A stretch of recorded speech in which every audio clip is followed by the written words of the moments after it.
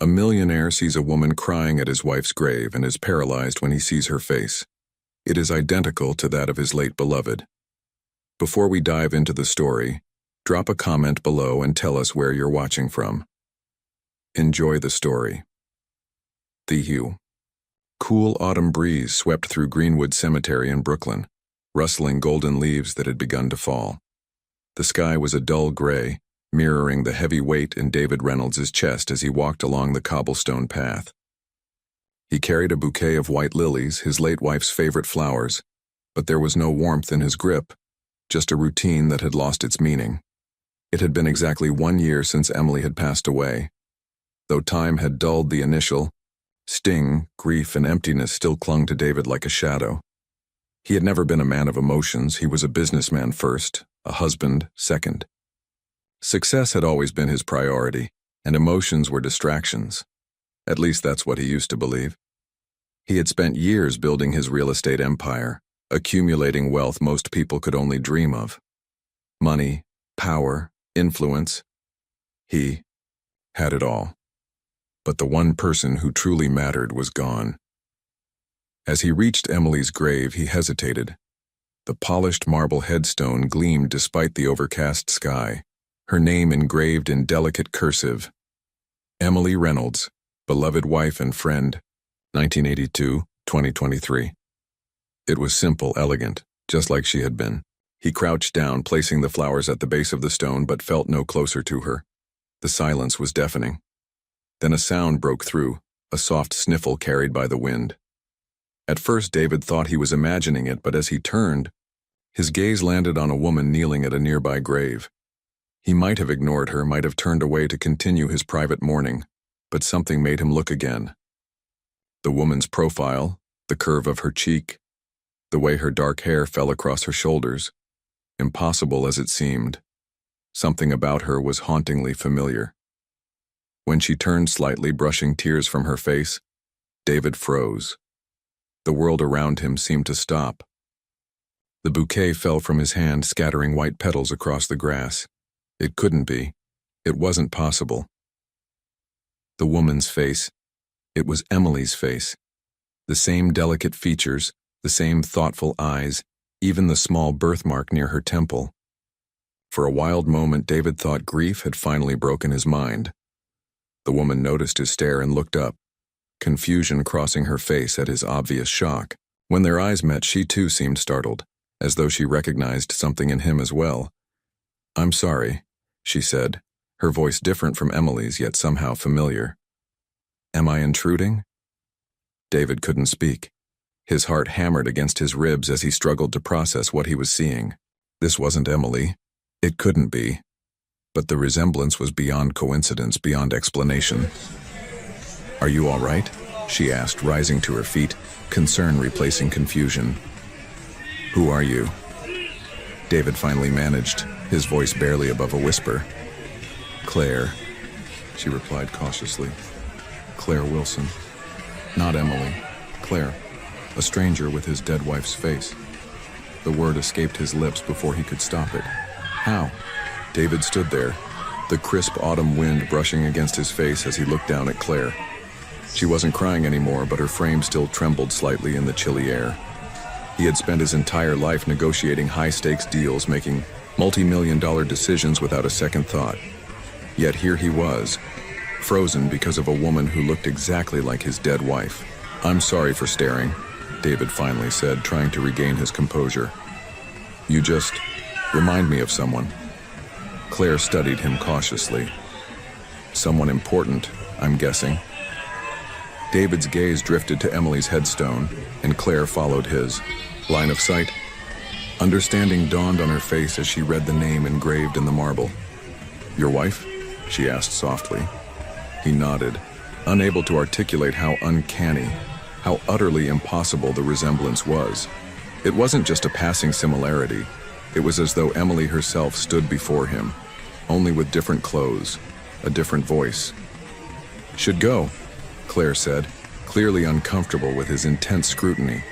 She gathered her small purse and turned to leave. "Wait," David called out, surprising himself with the urgency in his voice. "Please." I'm sorry if I frightened you. It's just, he hesitated, knowing how strange his next words would sound. You look exactly like her. Identical. Claire paused, uncertainty flashing across her face. Emily's face. That's quite a coincidence. I don't believe in coincidences of this magnitude, David replied. He reached for his wallet and pulled out a photograph. Emily laughing at their anniversary dinner last year, just months before her diagnosis. This was my wife. Claire took the photo hesitantly. As she looked at it, the color drained from her face. She glanced up at David, then back at the photograph, her hand trembling slightly. This is impossible, she whispered. Yet here we are, David said. Claire handed the photo back to him, her movements careful, deliberate. I was adopted as a baby, she said quietly. I never knew my birth family. The words hung in the air between them, heavy with implication. David felt a rush of questions forming, theories taking shape. Could it be possible? Had Emily had a sister she never knew about? I come here sometimes, Claire continued, gesturing vaguely at the cemetery. I visit the unmarked graves, the Jane Does. It sounds strange, but it helps me feel connected to something. I never expected. She stopped, shaking her head as if to clear it. David found himself wanting to know everything about her. Where she grew up, what she did, how she'd ended up in this cemetery on this particular day. Would you? He hesitated, aware of how odd his request might seem. Would you have coffee with me? I'd like to talk more if you're willing. Claire seemed to debate internally, caution warring with curiosity. Finally, she nodded. There's a cafe just outside the cemetery gates. I can spare half an hour. As they walked silently down the winding cemetery path, David felt something he hadn't experienced in a year, a spark of something beyond grief, beyond the numbing routine his life had become. It wasn't hope exactly, but perhaps the distant cousin of it. Curiosity, interest, a mystery he suddenly needed to solve. They were strangers connected by an impossible resemblance, and for the first time since Emily's death, David felt the world shift subtly beneath his feet, realigning into something he couldn't yet understand but desperately wanted to. David barely slept that night, his mind tangled with thoughts he couldn't escape.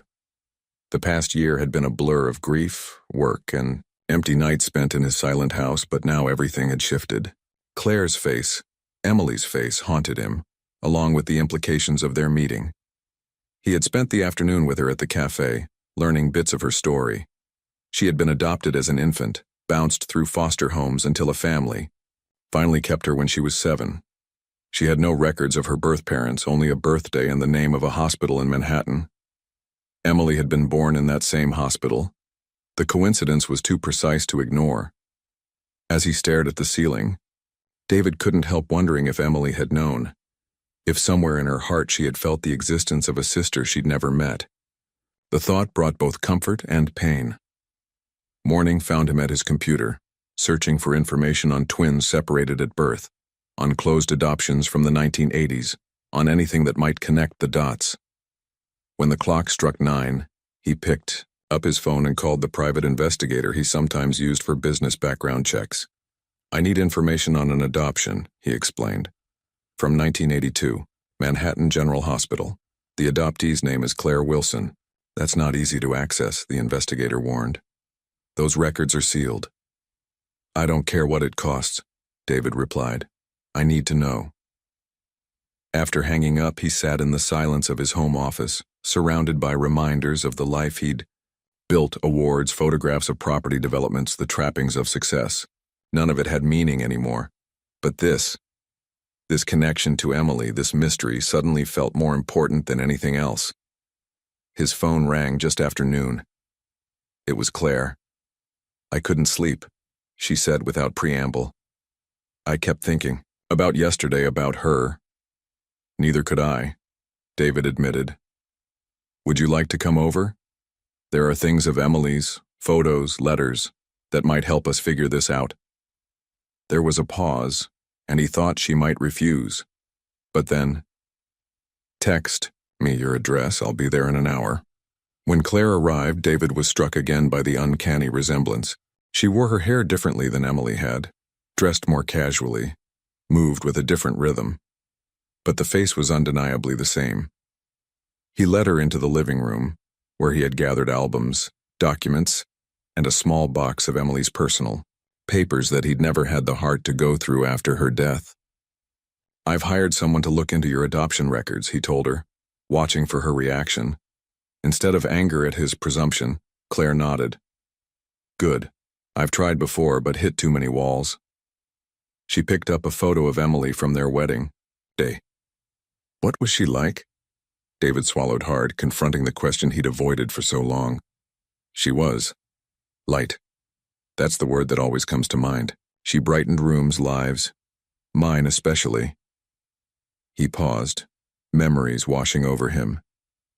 She worked in art restoration, but her passion was helping people, volunteering, fundraising for shelters. I never understood why it mattered so much to her. And now? Claire asked quietly. Now I think maybe she knew what it was like to be missing a piece of yourself, even if she didn't know what that piece was. He looked directly at Claire. Maybe she was looking for you without knowing it. Emily's eyes filled with tears. She blinked them away quickly, turning her attention to the box of papers. May I? David nodded, and they began sorting through Emily's past together, searching for the connection they both somehow knew was there. David hadn't realized how much of Emily's life he had missed until he watched Claire sift through the box of memories. Each photo, ticket stub, and handwritten note seemed to tell a story he had never fully appreciated. He had been there physically, smiling in photos, present at events. But emotionally, he had always been elsewhere, calculating his next business move or checking market reports on his phone. She kept everything, Claire marveled, holding up a pressed flower from what appeared to be a botanical garden visit years ago. I never save things like this. I've moved around too much, I guess. David nodded, watching her closely. It was still jarring to see Emily's face animated by someone else's expressions, someone else's mannerisms. Claire was more reserved than Emily had been, her movements more measured, her smile appearing less frequently but no less genuine when it did. Emily was sentimental, he said. She believed objects held memories. I always thought it was. He hesitated, embarrassed by his former attitudes. Foolish? Claire supplied, raising an eyebrow in a gesture so reminiscent of Emily that it made his chest tighten. Unnecessary, he corrected gently. I was wrong about a lot of things. They continued through the contents of the box in companionable silence, occasionally sharing discoveries. David found himself telling stories he hadn't thought about in years. The time Emily convinced him to go kayaking, and they both ended up soaking wet. The afternoon she spent hours trying to rescue a bird that had flown into their window. The quiet evenings when she would read aloud to him while he pretended to listen, but secretly enjoyed the sound of her voice.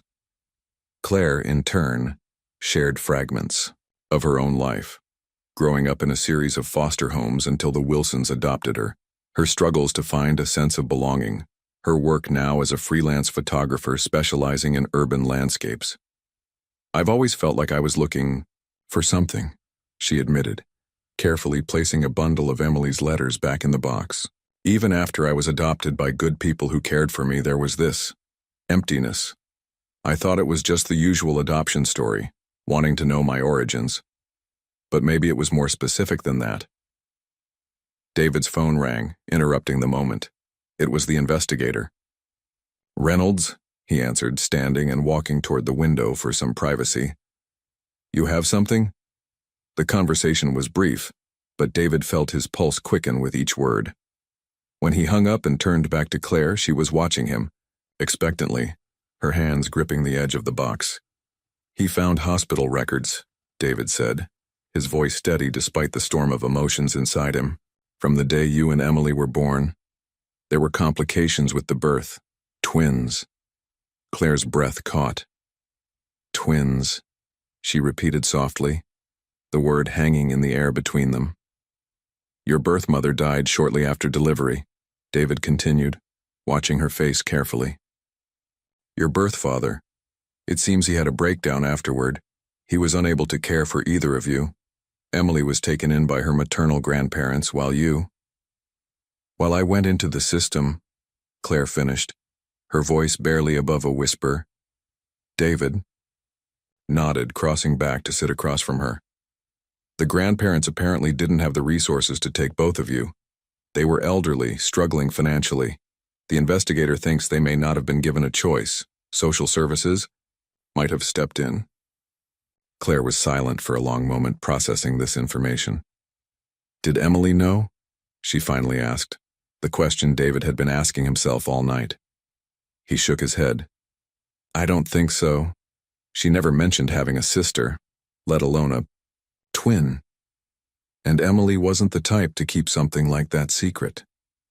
So she grew up never knowing I existed, Claire said, her voice tinged with a complex emotion David couldn't quite identify. Sadness, perhaps, or the peculiar grief of mourning, something you never knew you had.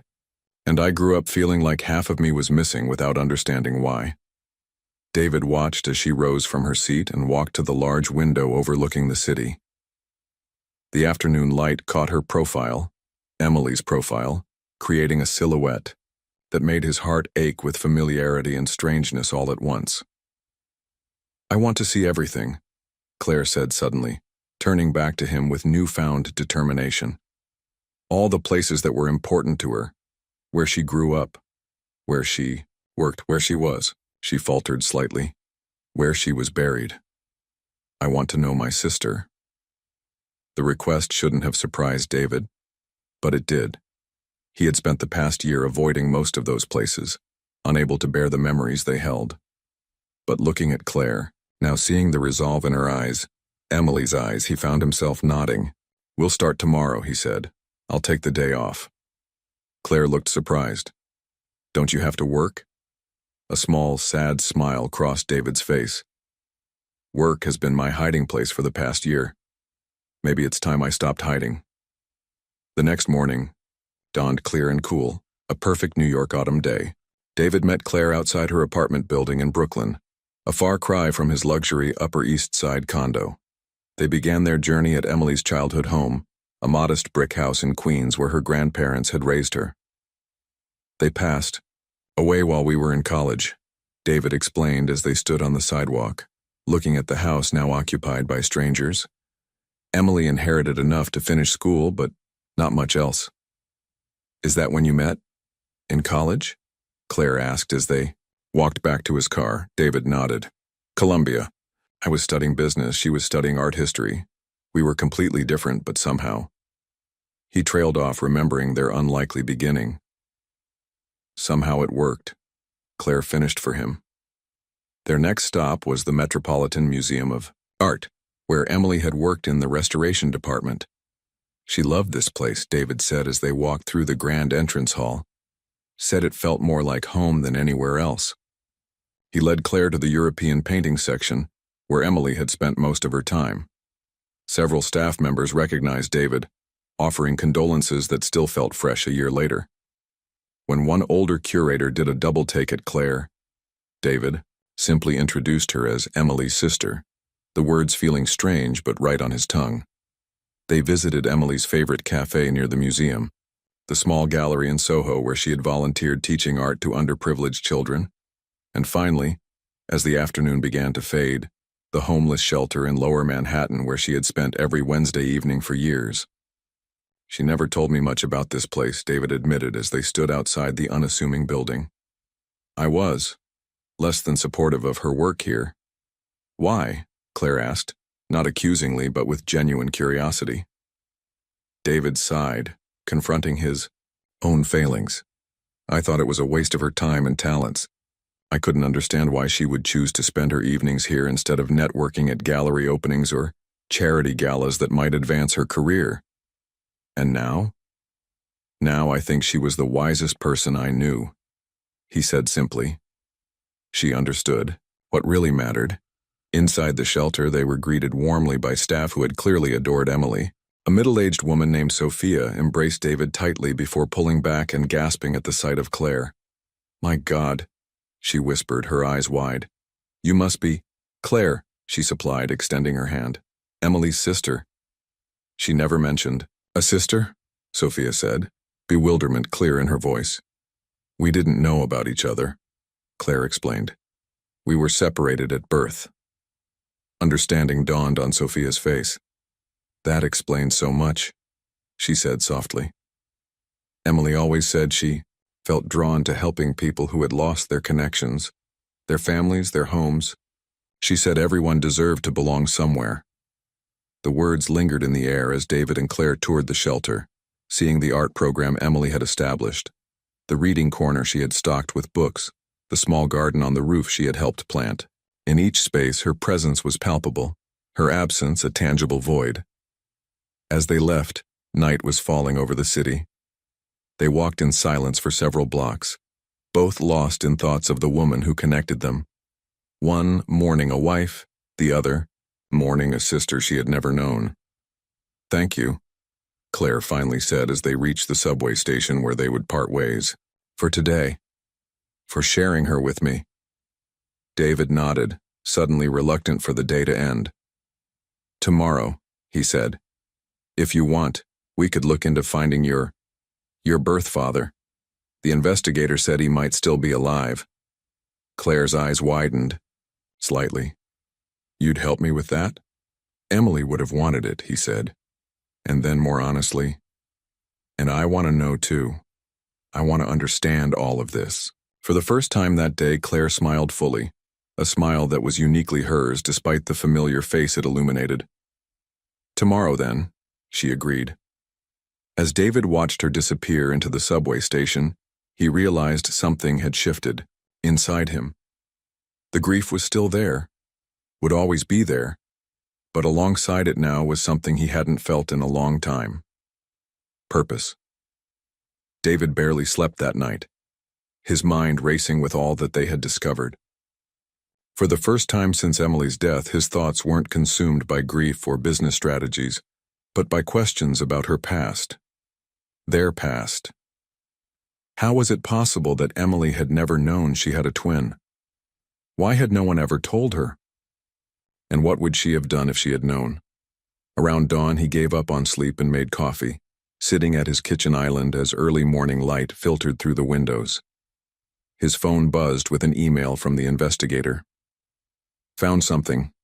Call me." Within minutes, David was on the phone, listening intently as the investigator explained what he'd uncovered. "I tracked down medical records from Manhattan General," the investigator said. "The attending physician noted complications during the birth. The mother, Margaret Sinclair, suffered severe hemorrhaging. She didn't make it." David closed his eyes, absorbing the tragedy. "And the father?" "James Sinclair. According to hospital records, he had a complete breakdown after his wife's death. Couldn't function, couldn't care for the babies. Her parents took Emily, but they were elderly, had health issues of their own. They couldn't manage 2 infants, so they gave one away," David said, a hint of anger in his voice. "Not exactly," the investigator continued. "I found court documents.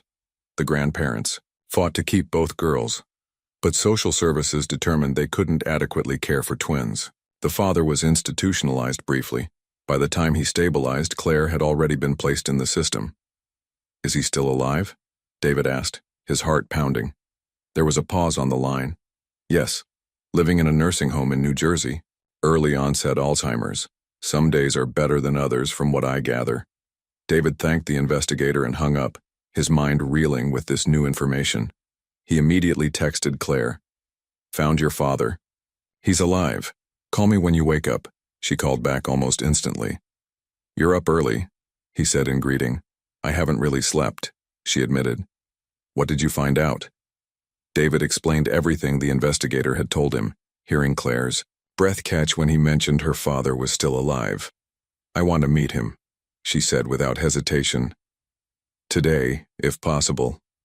I thought you might. I'll pick you up in an hour." The drive to New Jersey was quiet. both lost in thoughts of what lay ahead. Claire stared out the window, occasionally touching the small locket around her neck, a nervous habit David had noticed the day before. "Are you afraid?" he asked softly, glancing at her. She nodded. "What if he doesn't remember me? What if he doesn't want to see me? What if he's angry that I'm showing up now after all these years? He's the one who lost track of you, not the other way around," David reminded her gently. "And even with Alzheimer's, seeing you might trigger something. You look so much like your mother must have." "How do you know that?" "Because Emily looked exactly like you," he said simply. "And I saw photos of her mother once. The resemblance was striking." Claire fell silent again, turning the locket between her fingers. "Emily gave me this," she said suddenly. David nearly swerved the car. "What? When?"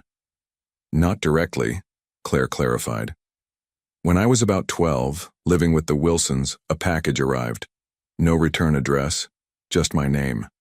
Inside was this locket, with a note that said, 'You are loved.' I always thought it was from my birth mother somehow, but the timing was wrong." "Emily would have been 12 too," David said, his mind racing. "But how would she have known about you? How would she have found you?" "I don't know," Claire whispered. "Maybe we'll find out today." The nursing home was a pleasant facility surrounded by gardens now fading into autumn colors. The receptionist checked their identification and led them to a small private room where James Sinclair was waiting, having been told he had visitors, but not who they were. David felt Claire tense beside him as they approached the door. He placed a reassuring hand on her shoulder, a gesture that felt both strange and natural. "You don't have to do this alone," he said quietly. She took a deep breath and nodded, then pushed open the door. James Sinclair sat in an armchair by the window, a thin man with silver hair and familiar dark eyes.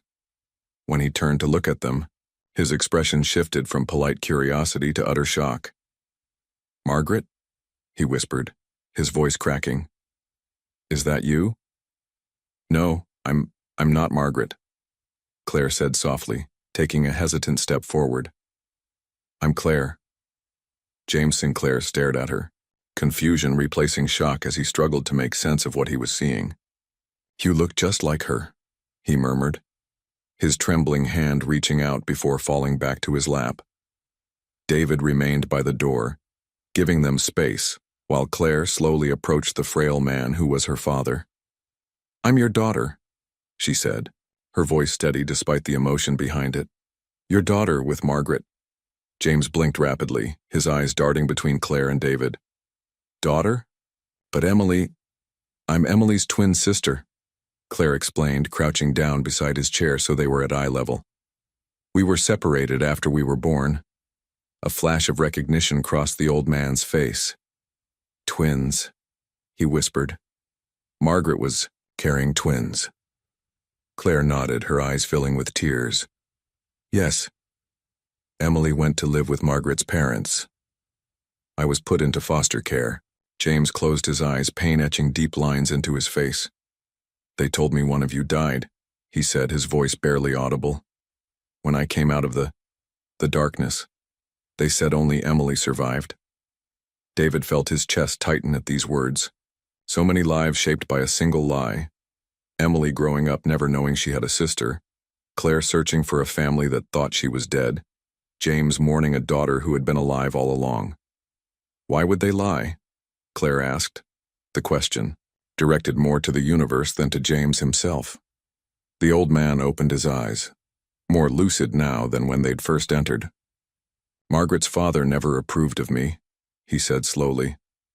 "Thought his daughter married beneath her. When I broke down after her death, it confirmed everything he believed about me.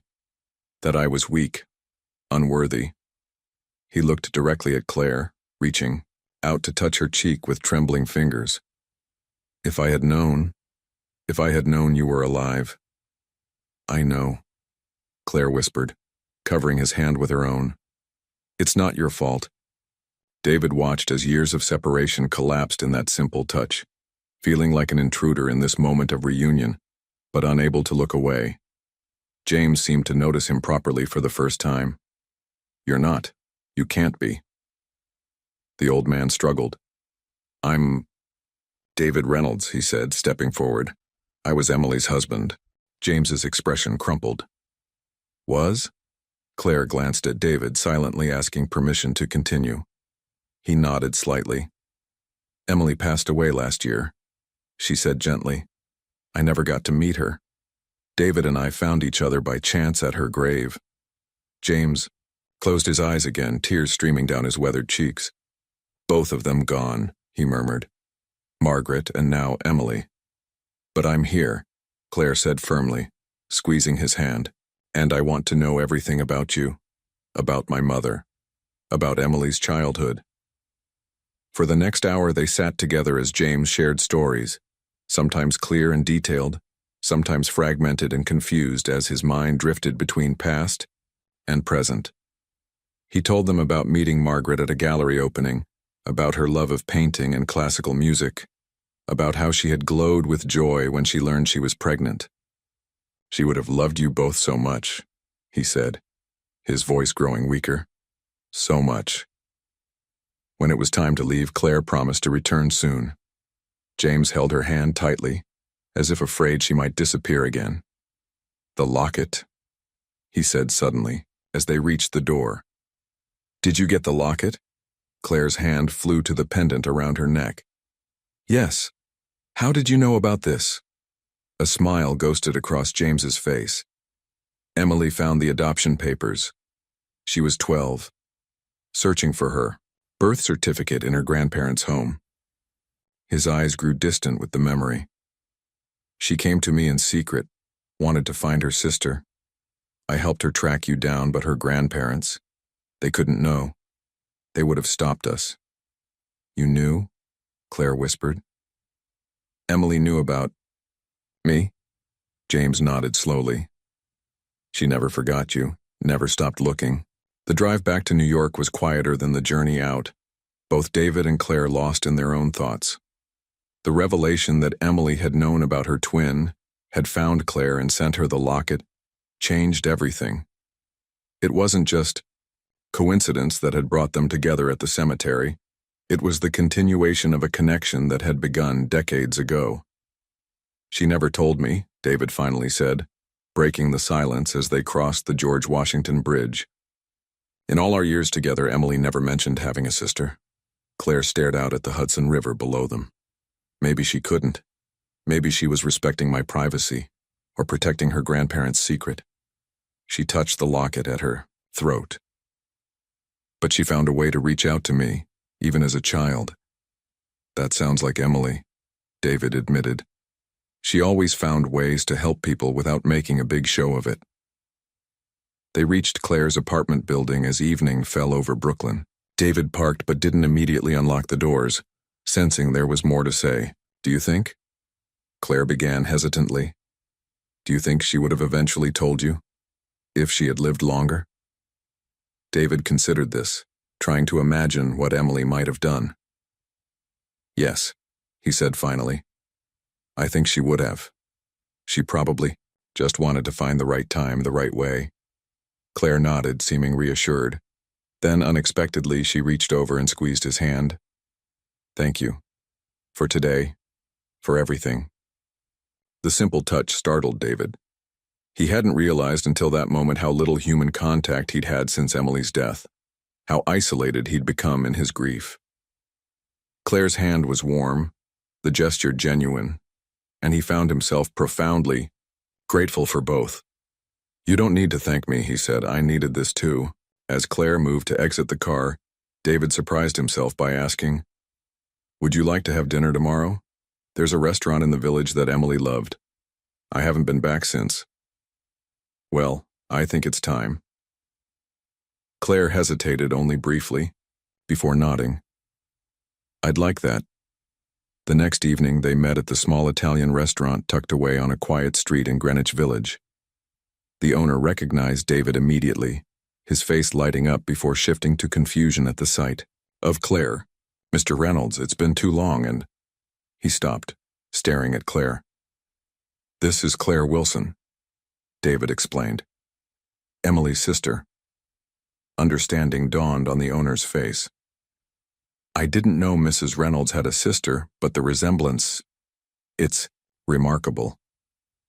He led them to a corner table. Emily's favorite, he whispered, and brought them a bottle of wine on the house. As they ate, the conversation flowed more easily than David would have expected. They shared stories about James, theorized about how Emily had tracked Claire down, and gradually moved to discussing their own lives. Claire told him about her photography work, her struggles and triumphs in the competitive New York art scene. David found himself sharing truths about his career that he rarely voiced, the emptiness of success without purpose, the growing dissatisfaction he'd felt even before Emily's illness. I've been thinking about Emily's charity work, he admitted, as they lingered over dessert. The shelter, the art programs. They meant so much to her, and I never really supported them the way I should have. It's not too late, Claire said softly. You could still honor her that way. David met her gaze across the table. In the candlelight, the resemblance to Emily was still striking, but he was beginning to see Claire more clearly as her own person. The subtle differences in expression, the unique cadence of her speech, the photographer's eye with which she observed the world. I'd like that, he said. Maybe you could help me. With your connection to art, you might have ideas about how to continue what she started. Claire smiled, a smile that was entirely her own. I think I'd like that too. Over the next few weeks, David found himself experiencing something he hadn't felt in a long time: anticipation. Each morning he woke with a sense of purpose, knowing that the day might bring new discoveries, new connections to Emily's past, and new moments with Claire that somehow eased the weight of grief he'd carried for so long. They fell into a routine of sorts. Twice a week they visited James at the nursing home, bringing photographs and mementos that sometimes triggered moments of clarity in his failing memory. On Wednesdays, they toured Emily's charitable projects, meeting with directors and volunteers, discussing ways to expand her vision. Weekends were often spent combing through old records, searching for more details about the twins' separation and the years that followed. One Sunday afternoon, as autumn deepened toward winter, they sat in David's living room surrounded by boxes from Emily's grandparents' house, items that had been in storage since their deaths which David had never bothered to sort through. Look at this, Claire said, carefully extracting a faded photograph from an envelope. Is that Emily as a teenager? David leaned closer, their shoulders nearly touching as he examined the image. Yes, that's her high school graduation. He smiled at the memory. She hated that dress, said her grandmother insisted she look proper for the occasion. Claire studied the photo, tracing Emily's face with her fingertip. I was wearing a second-hand dress to my graduation that same day, she said softly. Different schools, different lives, but the same face. David watched her, struck by the strange circumstance that had brought them together. Do you ever wonder what would have happened if you'd met her while she was alive? Claire looked up, her eyes, Emily's eyes, meeting his with unexpected intensity. Every day. Something shifted in the air between them, a moment of connection that went beyond their shared quest for answers. David became acutely aware of their proximity, of the subtle floral scent of Claire's perfume, of the way the afternoon sunlight caught in her hair. He cleared his throat and reached for another box, breaking the moment. These might be college records, he said, his voice slightly rougher than normal. Claire blinked, then returned her attention to the task at hand. But something had changed. A boundary had been acknowledged, though neither of them spoke of it directly. Later that evening, as they shared takeout Chinese food at his kitchen island, Claire brought up an idea she'd been considering. I was thinking about Emily's art program at the shelter, she said, twirling noodles around her fork. What if we expanded it? Created a proper studio space, maybe even a gallery to showcase the residents' work? David considered this, remembering how passionate Emily had been about giving people a creative outlet. That could work. The building next to the shelter is actually available. I looked into it last week. Claire's eyes widened. You did? He nodded, a little embarrassed by his own initiative. I thought it might be useful for something. I wasn't sure what. That's perfect, Claire said, her enthusiasm infectious. We could renovate it, create a real community art center, not just for the shelter residents, but for neighborhood kids, seniors, anyone who needs a creative space. David found himself caught up in her vision, imagining the possibilities. Emily would have loved that. The Emily Sinclair Art Center, Claire suggested, then hesitated. Unless you'd prefer Reynolds. Sinclair, David said decisively. That was her birth name after all. And it's yours too. Claire smiled, that unique smile that was becoming increasingly familiar to him. I'd like to use my photography skills to help. Document the process. Teach classes maybe. I think that's a wonderful idea, David said, meaning it completely. As Claire gathered her things to leave later that night, she paused at the door. This is helping, isn't it? For both of us. David nodded, understanding exactly what she meant. It is. Finding you. It's like having a piece of her back, not in the way I expected, but still meaningful, Claire finished for him. Good night, David. Good night, Claire. Winter descended on New York City, transforming the concrete landscape into a glittering wonderland of lights and snow. David, who had always viewed the season as merely an inconvenience to business, found himself appreciating its beauty for the first time in years, perhaps ever. The Emily Sinclair Arts Center project was moving forward rapidly, with renovations underway and community interest growing. Every step felt like honoring Emily's memory while building something new and meaningful. One evening in mid-December, David stood in the half-renovated space, surveying the progress. Large windows that had been boarded up for years now revealed the snowfall outside, construction dust mingling with the scent of fresh paint. Claire moved through the room, camera in hand, documenting the transformation. She looked different, somehow. More vibrant, more present than when they'd first met. The haunted expression she'd worn at the cemetery had gradually disappeared, replaced by a quiet confidence that suited her. This wall should be a gallery space, she was saying, gesturing with her free hand. Natural light during the day, track lighting for evenings. We could host monthly exhibitions, feature different artists from the community. David nodded, following her vision. And that area near the back could be the classroom space you wanted. Exactly. Claire lowered her camera, smiling with satisfaction. It's really happening, isn't it? Before David could respond, his phone rang, the nursing home's number flashing on the screen. His stomach dropped as he answered. Reynolds. The nurse's voice was gentle but urgent. Mr. Reynolds, it's about James Sinclair. He's had a turn for the worse.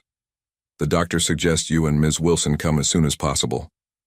David ended the call, turning to Claire with the news. Her expression fell, the joy of moments before replaced by concern. We need to go, she said immediately, already gathering her things.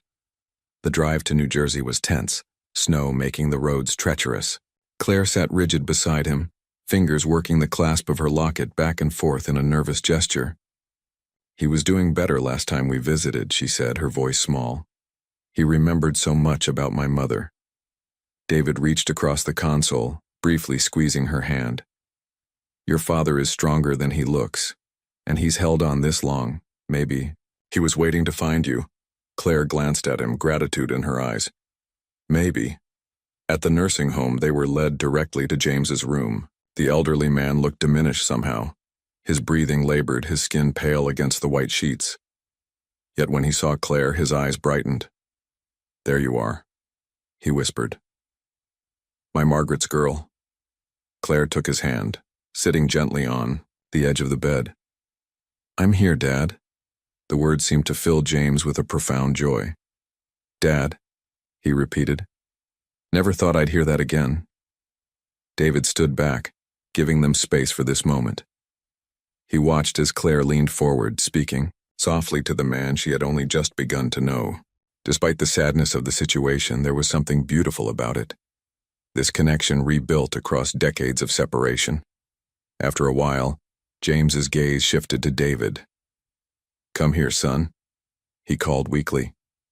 David approached, surprised by the summons. "You married my Emily," James said. "Made her happy?" David swallowed hard. "I tried to. She deserved better than I gave her sometimes." James shook his head slightly. "She chose you. Must have seen something worth choosing." His eyes moved between David and Claire. "Take care of each other. Family. Family is everything. Lost too. Much time already." David felt Claire's gaze on him but couldn't meet it, the implications of James's words hanging heavily in the air between them. The old man drifted into sleep shortly afterward, his breathing steadier than before. The doctor assured them James had stabilized but encouraged them to stay nearby. They found a small hotel not far from the nursing home, checking in just as the snow began to fall more heavily. "I can't lose him yet," Claire said quietly as they stood in the hotel lobby. "I've only just found him." "I know," David replied, wishing he could offer more comfort. "I know." David woke to the soft ping of a text message. It was Claire. "He's awake and asking for us."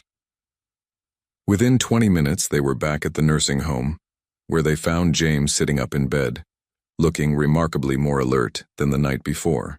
His eyes brightened when he saw them enter. "I had the most vivid dream," he said, his voice stronger. "Margaret was there, telling me it wasn't my time yet." He reached for Claire's hand as she approached. "Said I still had things to do here." Claire smiled, blinking back tears. "Mom sounds wise. Stubborn is what she was." James chuckled weakly. "Beautiful and stubborn, just like my girls." David watched from the doorway, struck by how quickly Claire and James had formed a bond despite the decades lost between them. It reminded him of something Emily had once said: "Real connections don't need time, they just need openness." The doctor arrived shortly after, surprised by James's improvement. "These rallies happen sometimes," he explained quietly to David. "They can be temporary or signify genuine improvement. Hard to predict with Alzheimer's." David nodded, understanding the unspoken warning not to expect too much. Yet, as the day progressed, James remained lucid, determined to share every memory he could with Claire while his mind was clear. "There's something I need to tell you both," James said late that afternoon, his expression serious. "Something about Emily." Claire and David exchanged glances, moving closer to the bed. "After we found you, Claire, when Emily was 12, she made me promise something." James took a labored breath. "She made me promise that if anything ever happened to her, I would make sure you two met." "What?" David felt as though the air had been knocked from his lungs.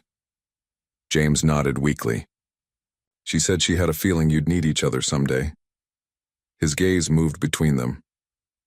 "When I heard about Emily's passing, I tried to find you, Claire. Sent letters to your last known address. Never got a response." "I moved," Claire said softly. 3 times in the last 2 years. And I was." David hesitated. "Not very accessible after Emily died. I shut myself off from everyone." James closed his eyes briefly. "Not your fault. Either of you." When he opened them again, there was an intensity in his gaze that belied his fragile state. "But you found each other anyway." Emily would say that means something. The implications of James's words hung in the air. Had their meeting at the cemetery truly been coincidence or something more? David didn't consider himself spiritual, yet he couldn't deny the strange sequence of events that had brought them together. "Emily always believed in signs," he said, quietly, "in things happening for a reason." Claire's hand moved unconsciously to her locket, the first connection between her and the sister she never met. "Do you think she somehow knew?" she asked, her voice barely above a whisper. "That she'd die young?" James shook his head. "I think she just understood life's uncertainty better than most. Losing her mother at birth, finding out about a twin sister, it gave her a perspective others might not have." The conversation lingered with David long after they left the nursing home that evening. Emily had wanted him to meet Claire, had somehow anticipated they would need each other. What would she think of their growing closeness? of the complex emotions he was beginning to acknowledge. "You're quiet," Claire observed as they drove back to New York, James having stabilized enough for them to return home. "Just thinking about what your father said," David replied, keeping his eyes on the snowy road ahead. "About Emily wanting us to meet." Claire nodded. "It's strange to think she knew about me all those years, that she was looking out for me even then." "That was Emily," David said softly. "Always seeing what others needed often before they knew themselves." As they crossed the George Washington Bridge, the city lights glimmering against the night sky, David felt something shifting inside him, a gentle closing of one chapter and the uncertain beginning of another. Christmas arrived with a fresh blanket of snow over New York City. David had initially planned to spend the holiday as he had the previous year, alone in his apartment, working, pretending the day held no significance. But Claire had other ideas. "You can't spend Christmas by yourself," she insisted during one of their visits to the art center. "Come to my place. Nothing fancy, just dinner and maybe some old movies." David hesitated, uncertain about crossing this new threshold. Their relationship had evolved into something he couldn't quite define, more than friendship, different from romance, bound by shared grief and unexpected connection. "Are you sure?" he asked. Claire's smile was gentle but determined. "Absolutely. Besides, I have something I want to show you."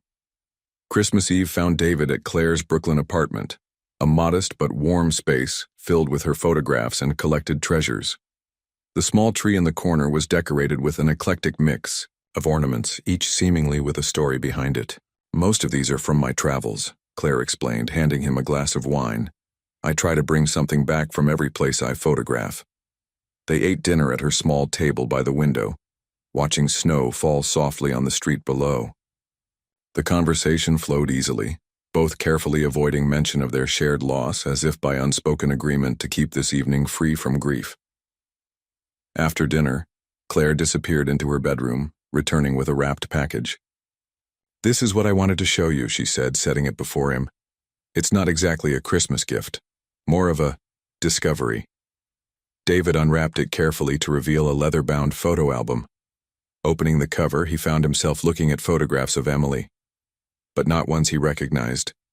These were childhood photos, teenage snapshots, moments from her life before he knew her. "Where did you find these?" he asked, his voice thick with emotion.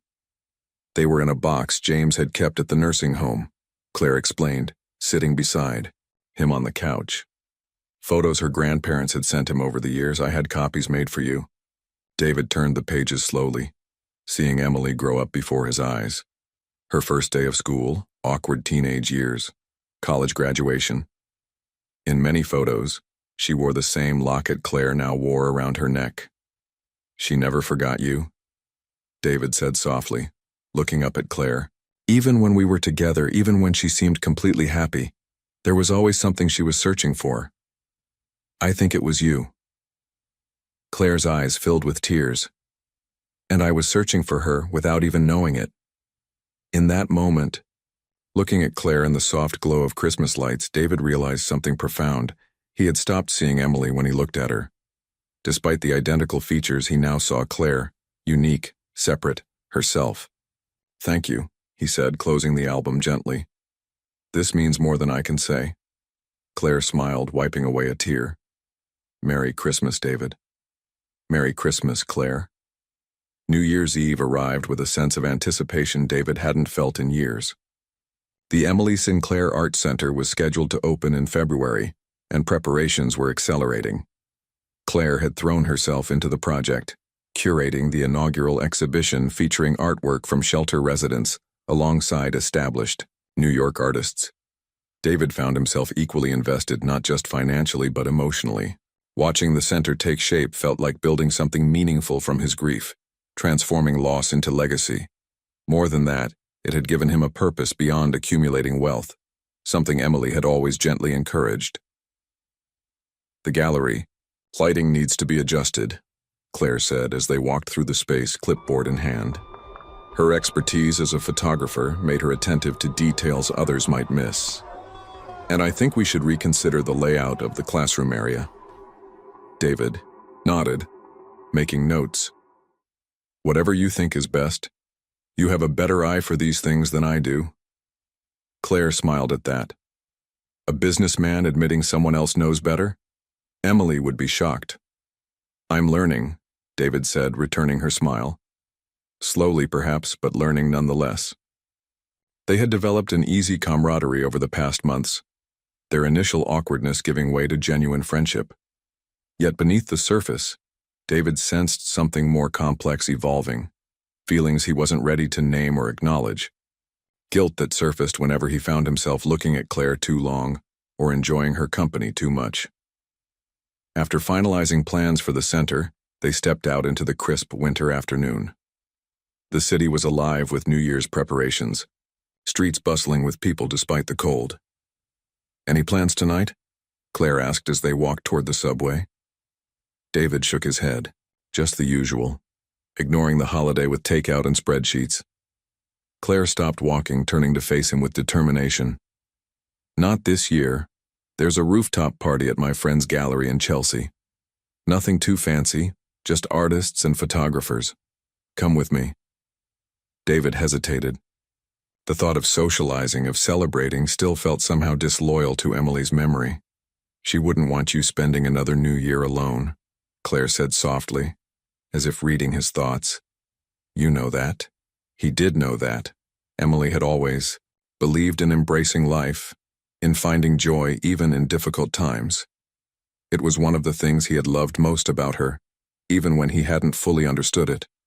All right, he agreed. What time? Later that evening, David found himself in a converted warehouse space surrounded by Claire's artistic friends. The atmosphere was vibrant yet unpretentious. Clusters of conversation, laughter, music playing just loudly enough to energize without overwhelming. Through it all moved Claire, introducing him to people, drawing him into discussions, making sure he never felt isolated. At one point he found himself alone by the windows overlooking the illuminated city. Claire approached with 2 glasses of champagne, offering one to him. How are you holding up? She asked. Better than expected, he admitted. Your friends are interesting people. They're curious about you too, she said. The mysterious businessman who's suddenly passionate about community arts. David laughed softly. Hardly mysterious. Just evolving, I suppose. Claire studied him for a moment, her expression thoughtful. You're not the same person I met at the cemetery. Neither are you, he pointed out. Around them, partygoers began the countdown to midnight. 10, 9, 8. David, Claire said quietly as the numbers descended, I want you to know that whatever happens this year finding you, this connection to Emily, to my past, it's changed everything for me. 3, 2, 1. As cheers erupted around them and the city exploded with fireworks, David felt something shift inside him, a door opening to possibilities he had thought forever closed. Happy New Year, Claire, he said, raising his glass to hers. Happy New Year, David. January passed in a flurry of activity as the art center's opening approached. David and Claire spent most days together, finalizing exhibits, interviewing staff, and preparing marketing materials. Their easy partnership surprised many who knew David before, the hard-driving businessman now patiently listening to artists' concerns, genuinely engaged in creating something that wouldn't boost his portfolio but would serve the community.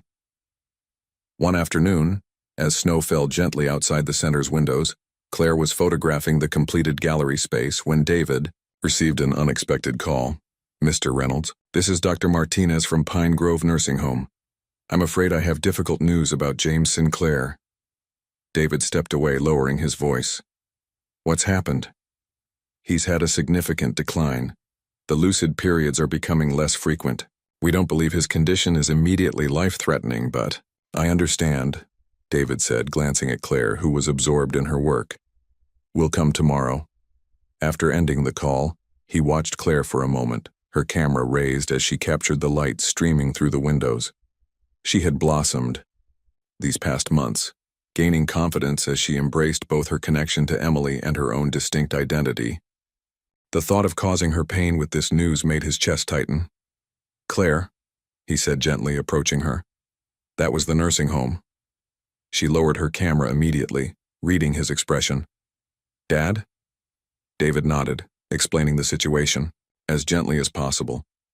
Claire listened silently, her face composed but her eyes revealing her distress. "I should go today," she said when he finished. "Now." "I'll drive you," David offered without hesitation. The journey to New Jersey was quiet, Claire staring out the window at the winter landscape. David respected her silence, understanding her need to process. Only when they were nearly there did she speak.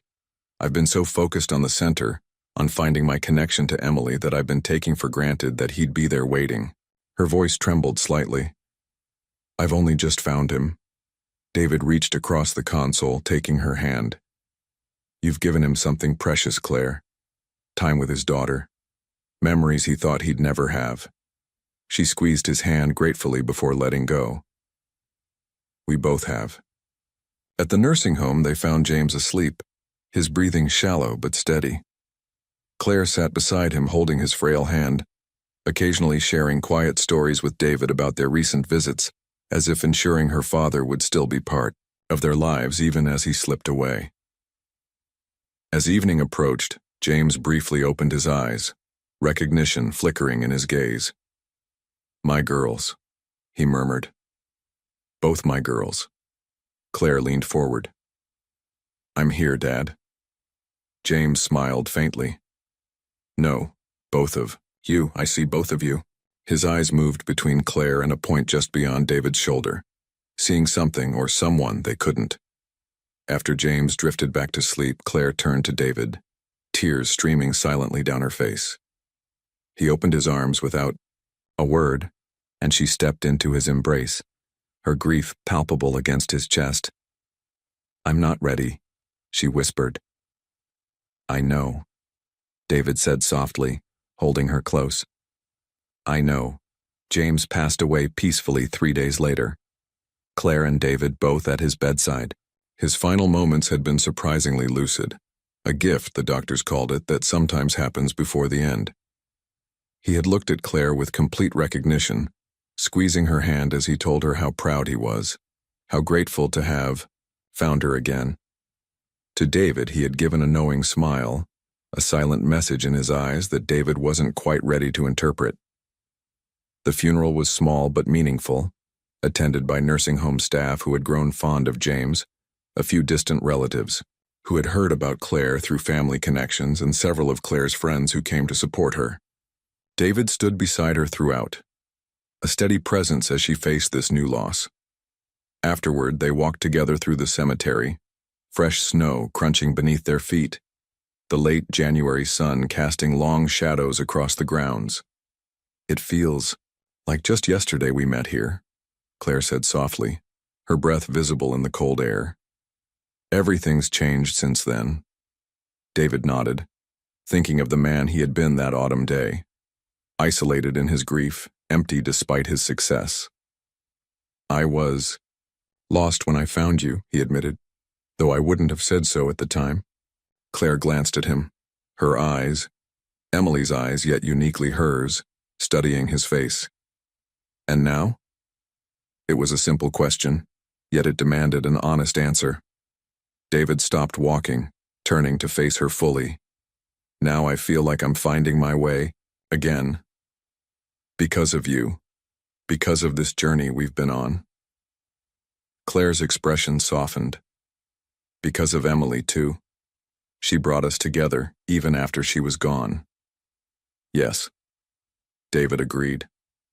"But it's more than that now. It's become about us, who we are together, what we're building." The words hung between them, laden with unspoken meaning. David had been carefully avoiding this conversation, this acknowledgement of the shift in their relationship. The guilt still lingered. How could he have feelings for his wife's identical twin without it somehow betraying Emily's memory? "David," Claire said gently, seeming to read his thoughts.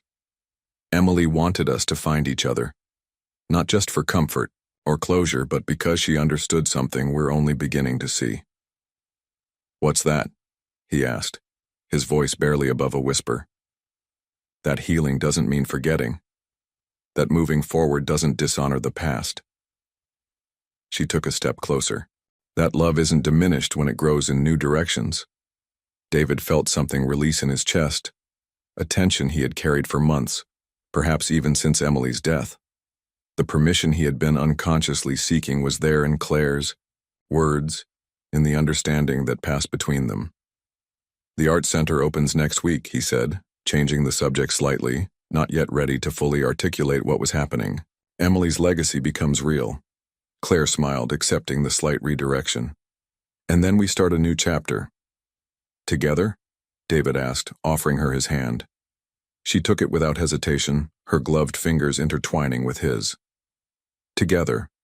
As they walked back through the cemetery where their story had begun, David felt for the first time in years truly unafraid of what lay ahead. Snow dusted the shoulders of guests as they filed into the Emily Sinclair Art Center on the evening of its grand opening. The renovated building glowed with warmth against the February chill, windows illuminating the sidewalk where a small line had formed despite the weather. Inside, the space had been transformed from the empty shell David and Claire had first walked through months ago into something vibrant and alive. Walls adorned with artwork, classrooms set up with easels and supplies, and a central gallery showcasing pieces created by shelter residents alongside established New York artists. David stood near the entrance, greeting donors and community members, occasionally glancing toward the far end of the gallery where Claire was speaking with a group of photographers. She wore a deep blue dress that complemented her eyes, her dark hair swept up elegantly. When she laughed at something someone said, David felt his heart lighten at the sound. The journey to this moment had been unexpected in every way. What had begun as a chance encounter born of grief had evolved into something neither of them could have anticipated. A partnership, a friendship, and something more that was still taking shape between them. Delicate, but strengthening with each passing day. "Mr. Reynolds?" A young woman approached, her voice hesitant. "I just wanted to thank you. I stayed at the shelter where Mrs. Reynolds used to volunteer. Her art classes were the only thing I looked forward to back then." David smiled, genuinely touched. "Thank you for sharing that. And please, call me David." "I have a piece in the exhibition," she continued, pointing toward a vibrant abstract painting near the center of the gallery. "I never thought I'd see my work displayed like this." "It's beautiful," David said, and meant it. "Emily would have been proud to see what you've created." After the woman moved on, David made his way through the crowded space, stopping occasionally to chat with guests until he reached Claire's side. She turned to him with a smile that still sometimes caught him off guard.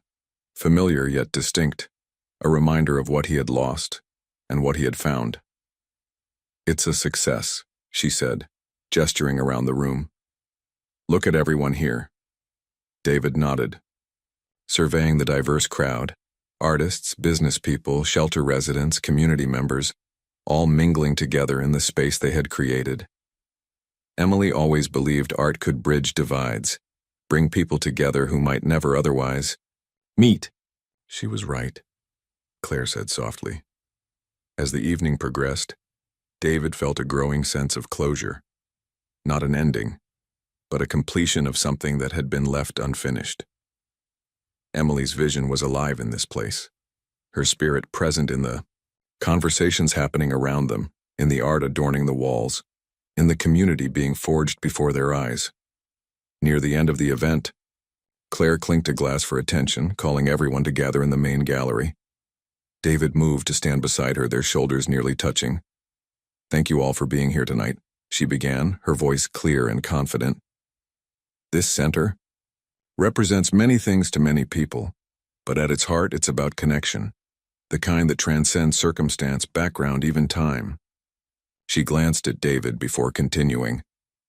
"My sister Emily never got to see this space, but she saw the potential in people, in community, in the healing power of creative expression. She believed that everyone deserves a place to belong, to be seen, to create beauty even from pain." David watched her as she spoke, struck by how completely she had embraced her connection to Emily, while remaining entirely herself. There was no confusion in his mind anymore, no conflation of the two women. He had loved Emily deeply, would always carry that love with him, but what he felt for Claire was something new, something uniquely theirs. When the speeches ended and the last guests departed, David and Claire remained, standing together in the quiet gallery. Outside, snow had begun to fall again, soft flakes visible through the large windows, turning the city into something magical and new. "What now?" Claire asked, turning to face him, the question encompassing far more than just the evening's end. David reached for her hand, his fingers intertwining with hers. "Now we honor the past by embracing the future, together." Claire smiled, that smile that was entirely her own, and squeezed his hand. "I think Emily would approve." "I know she would," David said softly. As they stepped out into the snowy night, locking the doors of the Emily Sinclair Art Center behind them, David felt a sense of peace he hadn't experienced since before Emily's illness. Life had taken an unexpected turn, offering him not a replacement for what he had lost, but a new beginning he had never imagined possible. Whatever came next, they would face it together, connected by a love that had found them in the most unlikely of places, guided by a woman who, even in absence, had shown them the way forward.